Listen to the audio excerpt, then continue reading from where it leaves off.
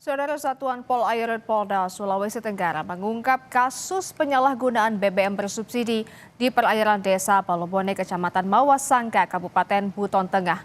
Petugas mengamankan sebuah kapal kayu yang mengangkut sekitar 5 ton minyak tanah bersubsidi.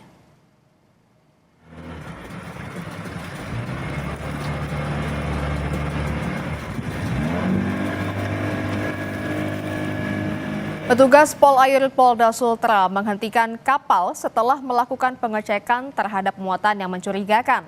Dalam pemeriksaan ditemukan 21 drum plastik berisi minyak tanah bersubsidi. Hasil penyidikan mengungkap BBM tersebut seharusnya didistribusikan ke Pulau Talaga sesuai dokumen. Namun oleh pelaku akan dijual ke wilayah Pulau Maginti, Kabupaten Muna Barat dengan harga yang lebih tinggi.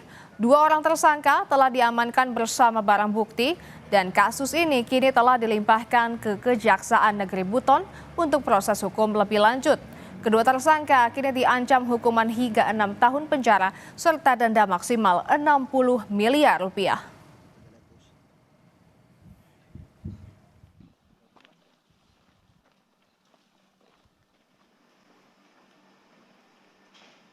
Menemukan sebuah kapal warna abu-abu merah melintas dengan memuat bahan bakar jenis BBM bersubsidi jenis minyak tanah. Nah, kemudian dihentikan setelah diperiksa, ditemukan di atas kapal sebanyak 21 drum minyak tanah jenis BBM jenis minyak tanah yang tidak dilengkapi dengan dokumen yang sah. Pengalihan wilayah penyaluran BBM yang seharusnya ke Kecamatan Talaga Raya, Kabupaten Buton Tengah, namun dialihkan ke Kecamatan Maginti, Kabupaten Muna Barat.